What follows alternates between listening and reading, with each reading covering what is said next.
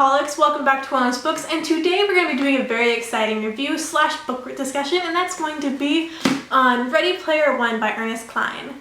I just finished this literally like 10 minutes ago.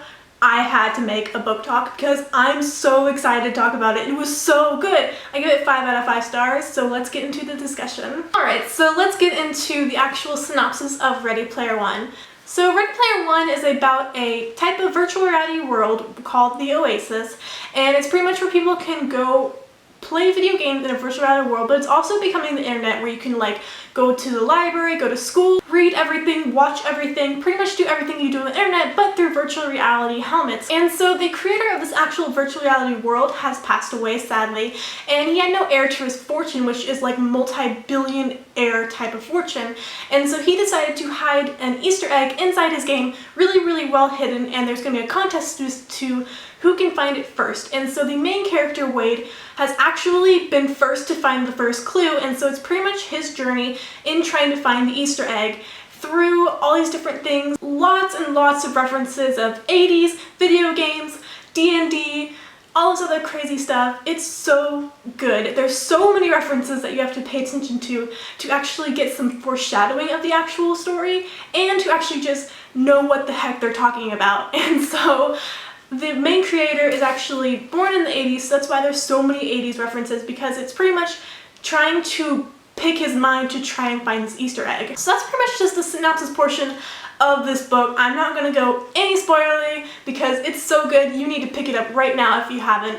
Literally, I think a lot of people will enjoy this, but I think most people that will enjoy this is people who actually love to play video games and love the 80s references, or like 80s movies, music, or just like this type of storyline in general. If you think it's really interesting, I would suggest picking it up because it was so good, and I want a lot of people to read it because I need someone to discuss it with personally. That's why I'm discussing it with you, but I would love to have someone to discuss it with in person because I'm just gonna like throw my copy to everyone now and just be like, read this, go! So that's the non-spoiler portion of this review. If you haven't read it, please leave. The door is open and I'm gonna shut it on you once you leave. Alright, let's get into the spoiler portion slash book discussion of Ready Player One. So I read the heck out of Ready Player One. I paid so much attention to detail and foreshadowing. If you want to see the copy that I read the paperback version because that's what I got in my loot crate. These are all major events that happened.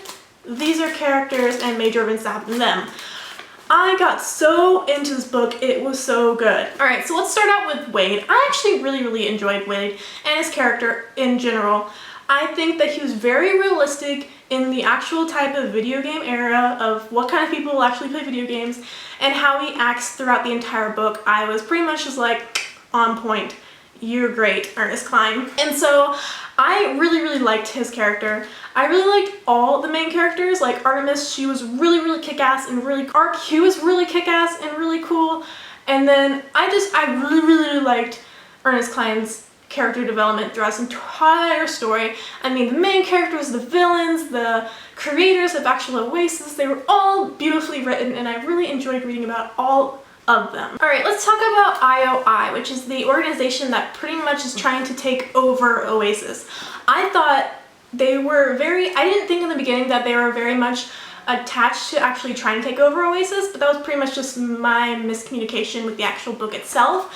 And so I really enjoyed that type of villain type of side that will actually take over Oasis. A really great thing for people to strive not to happen. I mean, that's pretty much the entire plot behind this book, is that they don't take over Oasis. Besides trying to find the Easter egg, obviously. But I mean, it was really great to have this actual extra plot of like, these people can't take over Oasis, they're gonna ruin it, and it's gonna be like where you're gonna have to pay to actually get on the service, which was not what Holiday really wanted. And so I really enjoyed that there was this type of villain aspect also in it, and along with the actual plot and storyline itself that they were hoping to achieve. Alright, so let's get into the actual clues themselves. And so the first clue was really generic, and you pretty much just had to find the key. And so what I really liked about this clue was that it had D&D reference, was the Tomb of Horrors. And so this is when I started like really getting into it, because I was like, yes, references in the actual clues of really nerdy things, which I should have assumed were gonna happen because it was mostly about holidays and like how he was and what he really enjoyed to read and watch and play. And so I should have really assumed that most of them would be references to things like 80s music and 80s movies, 80s games, and like things he did as a child. And so I really liked when they did the first clue for the Tomb of Horrors. Probably my favorite thing about the first clue was whenever Wade went into the first gate. I thought that was really cool, and I really liked the thought process of like this actual race itself. And so like you would go and you'd find these things and you'd fight them obviously like a normal RPG game. But when you actually went to the gates, it was like a whole different experience. Like the first gate, he like went into it and he was a character itself inside of an 80s movie, which I thought was really cool, and I thought that was really different about what the clue could have been. And I think that Holiday as a coder was like freaking fantastic. Like, who does that? How can you do that? I am so excited for the future if this is gonna be what it is. And so I really enjoyed the first gate of actually having to be in the actual movie itself, and how Wade was like, I know every line of this movie, it's gonna be a-okay. And so that was one thing I really enjoyed about the actual gates themselves, that you are immersed into this actual experience and you actually have to reenact these things to get your points, which is something that a normal person wouldn't know. You'd have to actually study Holiday himself and actually know what he likes to actually finish these type of clues, or you'd be like SOL and you'd not be able to get anywhere within this game, which was his point. He wanted you to love everything he loved and experience everything he experienced, because he thinks that, well, he thought that what he loved was really great and that he wanted to share it with the world and have them experience the things that he enjoyed, which was a really great thing to do through his Easter egg, was to actually get people to pay attention to pop culture, video games, play literally everything, absorb everything,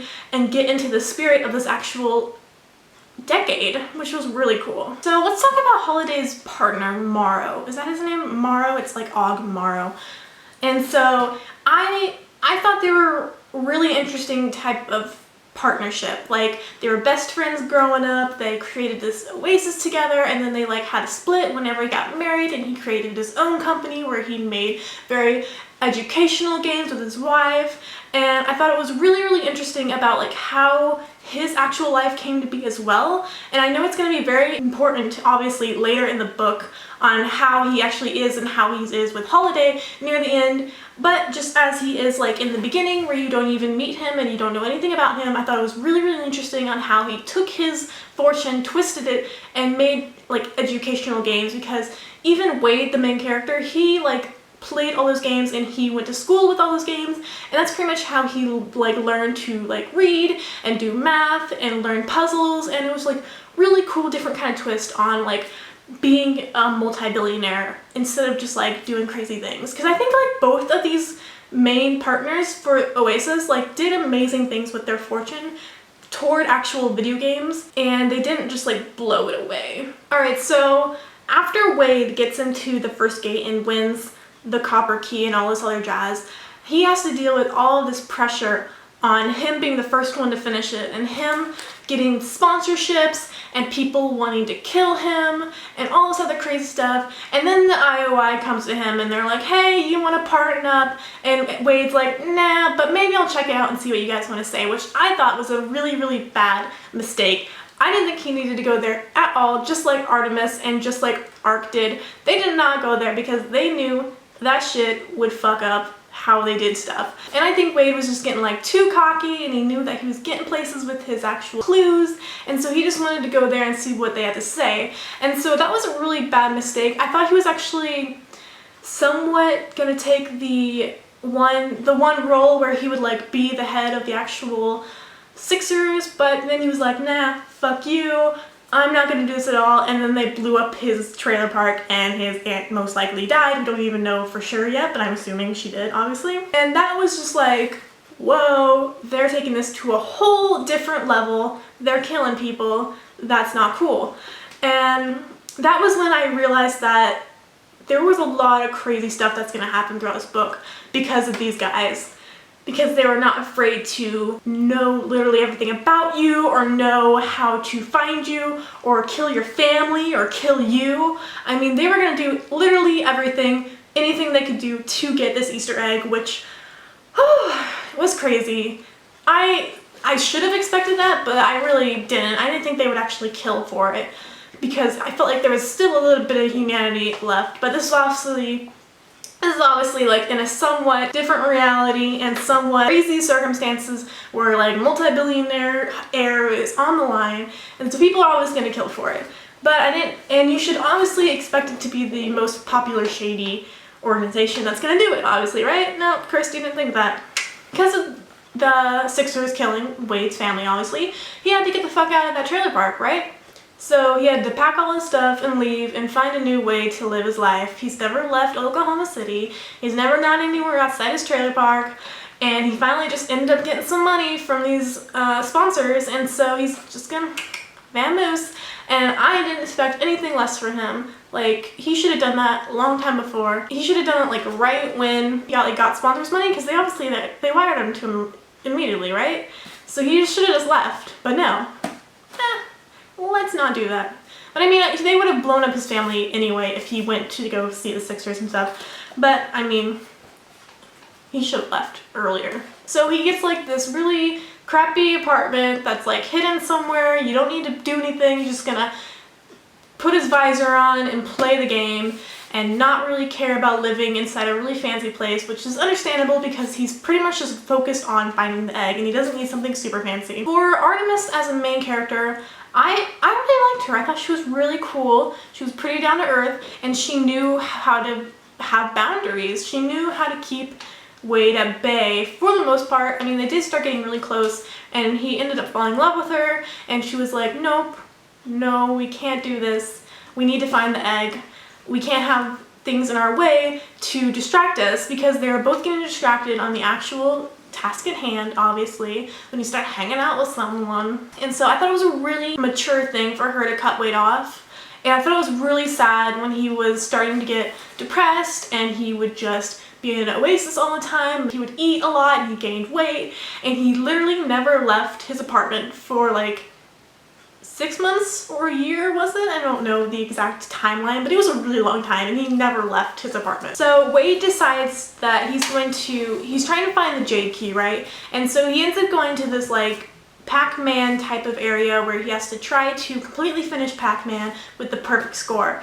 And once he finished it and figured out that this wasn't the answer to the Jade Key, I was like, this is going to be important. This is important on why he did this. Because he was strayed there, but there was no purpose to it, obviously. And for at least the Jade Key. And I was like, this is going to be something later in the book. This is like a foreshadowing or a tiny clue for later. And I knew it. So, yeah. So Artemis and Ark find the second key and the second clue before Wade does.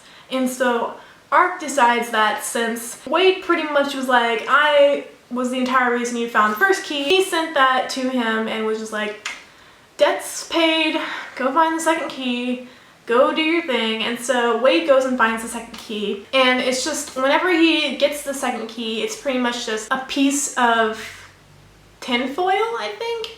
And he's trying to figure out what it means, and he's like, has the line where it's like, you gotta finish the test.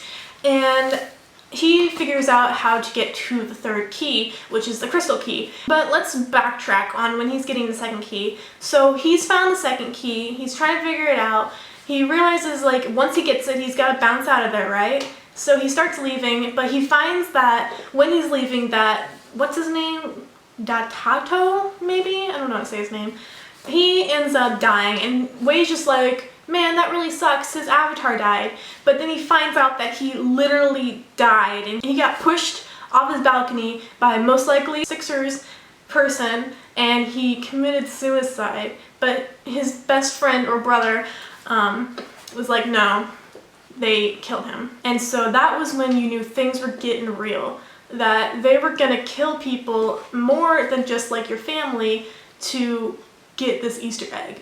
And I thought that was really, really crazy. And I thought that was really sad that someone had to die just to get this Easter egg. Like, he could have just killed his avatar and he would have had to like make his way back there. That hit home, and that depressed me a little bit afterwards, and I like put the book down and I was like, what just happened? Alright, so back to clue 3. So Wade finally figures out that he has to save the unicorn or something like that, and the tinfoil will make an origami, and he figures out how to get to the crystal. So Wade's found the third key. He knows how to get to the third gate, which is inside Holiday's like avatar castle. And he realizes that literally all the Sixers are in this castle, and there's a huge force field around it, and there's no way for him to get into it. And he's like, I'm going to get in there or I'm going to die trying. And then it cuts to like the next part of the book, and he's getting arrested by the IOI because he's behind on his payments for his apartment, and he's like $20,000 in debt, I think. And so when that happens, you get arrested by the IOI and you get put into this type of like unemployment type of deal where they give you a job and you have to try and pay off the debt, but it really never happens unless you like have a way to get out of it really quickly. And so Wade just pretty much, he's like depressed a little bit. He's doing this thing to try and get by. He has like an IT job where he talks to people on Oasis on how to fix their like VR headsets and all this other crazy stuff inside the actual Oasis itself, which is pretty much what he was doing beforehand. I don't know how he all of a sudden got unemployed and didn't have money to pay his rent. But that was actually a plot to get into the IOI servers and hack into them and try to find out what everything they knew about the actual people themselves, like Wade and Artemis and Arch and like all those other people. And I thought that was really, really smart. Like, I didn't see that coming. Like, I got to the next part and when he was getting arrested, and I was like, did I miss something? Did I forget to read something? Like, I don't understand what's happening.